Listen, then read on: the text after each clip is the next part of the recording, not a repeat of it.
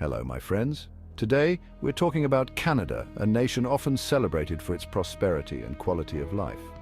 Known for its breathtaking landscapes, multicultural cities, and a strong sense of community, Canada has long been a beacon of hope and opportunity for many. But beneath the surface, a different story is unfolding.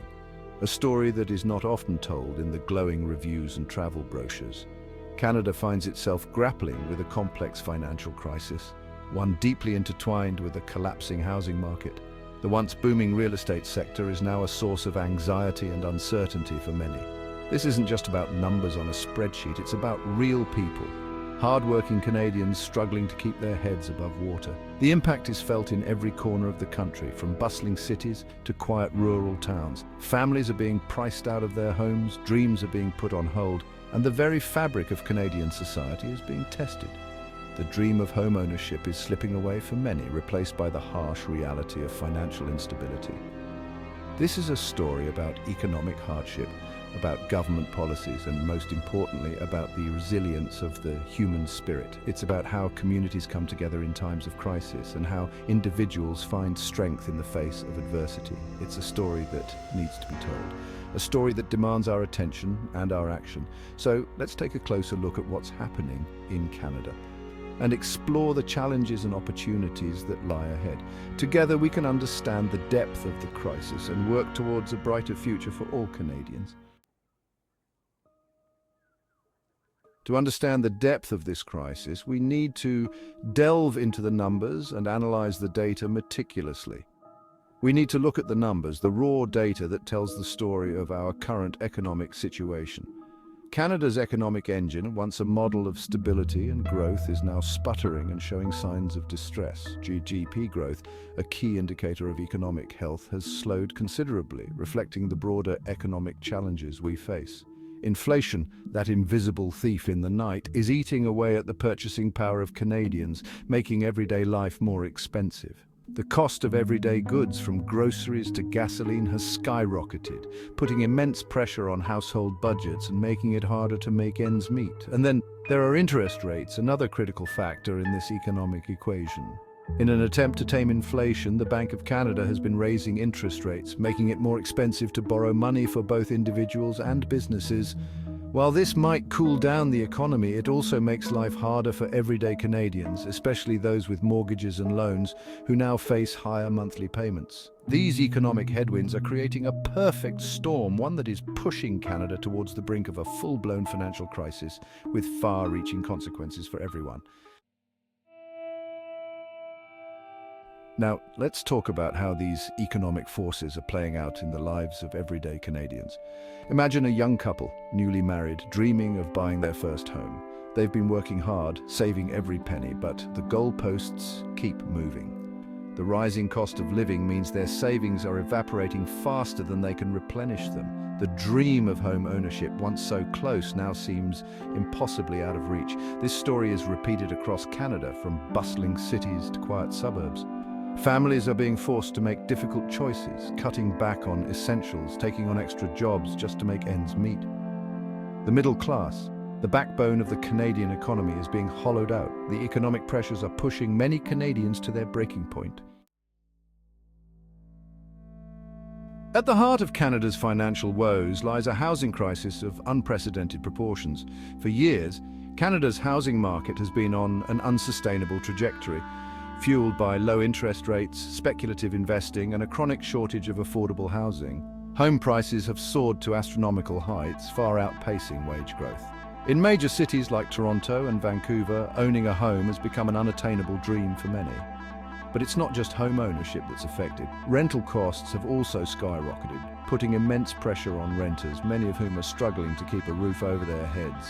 The housing crisis is a complex issue with no easy solutions. It's a story of supply and demand, of speculation and regulation, and of the fundamental right to safe and affordable housing. Section 5. The Canadian Dream Deferred Stories from the Ground. Let's put a human face on this crisis. It's not just statistics and figures, it's real people with real struggles.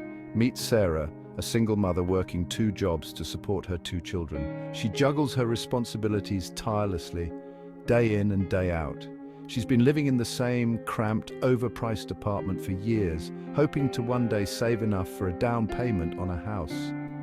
The dream of owning a home seems like a distant fantasy, but with each passing month, that dream slips further away. The calendar pages turn, but her situation remains stagnant. Her wages haven't kept pace with the rising cost of living, and her savings are dwindling. Every trip to the grocery store is a reminder of how tight her budget is. She's trapped, caught in a cycle of debt and despair. The stress is palpable, and the weight of her financial burdens is ever present. Sarah's story is not unique. It's a narrative shared by many across the nation. Across Canada, countless individuals and families are facing similar challenges. The struggle to make ends meet is a daily reality for so many. They are the human cost of this crisis, their lives upended by forces beyond their control. Evictions, homelessness, and constant relocations are becoming all too common. Their stories are a stark reminder that this crisis is about more than just numbers. It's about the erosion of hope, the loss of opportunity, and the very soul of Canada. It's a call to action for all of us to recognize and address these pressing issues. Section 6. The government's response: too little, too late. In the face of this growing crisis, the Canadian government has come under intense scrutiny for its handling of the situation. Critics argue that the government has been slow to react, failing to address the root causes of the housing crisis. While some measures have been taken, such as increasing the supply of affordable housing and providing tax breaks for first-time home buyers, many argue that these efforts have been too little, too late. The government's response has been hampered by a lack of urgency, a reluctance to tackle difficult issues, and a disconnect from the daily struggles of ordinary Canadians. The question remains: can the government muster the political will and the policy solutions to turn the tide and avert a full-blown financial meltdown? Section 7. A glimmer of hope. Potential solutions on the horizon. Despite the bleak outlook, there are glimmers of hope on the horizon. Experts suggest a multi-pronged approach is needed to address the crisis. This includes increasing the supply of affordable housing through innovative building techniques and zoning reforms. It also means tackling demand-side pressures by curbing speculative investing, implementing stricter mortgage lending rules, and exploring new models of home ownership, such as co-housing and rent-to-own schemes. Furthermore, investing in education and skills training can empower Canadians with the tools they need to thrive in a changing economy. Addressing this crisis will require bold action, innovative thinking, and a willingness to challenge the status quo. Section 8. The long road ahead, navigating the uncertain future. The road ahead for Canada is fraught with uncertainty. The financial crisis and the housing market collapse have exposed deep-seated vulnerabilities in the Canadian economy and society. The choices made today will have far-reaching consequences for generations to come. Will Canada emerge from this crisis stronger and more resilient, or will it succumb to the forces of division and despair? The answer lies in the hands of Canadians themselves. It's a time for reflection, for dialogue, and for a renewed commitment to the values that have always defined Canada: compassion, fairness, and a belief in a brighter future. Section 9. The power of collective action. A call to Canadians. This is not the time for apathy or resignation. Canadians have always risen to the occasion, demonstrating remarkable resilience and a deep-seated belief in their collective responsibility to one another. Now is the time for Canadians to come together, to demand better from their leaders, and to hold them accountable for creating a more just and equitable society. It's time for Canadians to raise their voices, to share their stories, and to demand solutions that work for everyone, not just the privileged few. The future of Canada depends on the actions of its citizens. It's time to reclaim the Canadian dream and build a more inclusive and prosperous future for all. Section 10. Conclusion. A defining moment for Canada. Canada stands at a crossroads. The financial crisis and the housing market collapse have shaken the nation to its core, exposing deep-seated challenges and testing the very fabric of Canadian society. But amidst the uncertainty, there is also hope.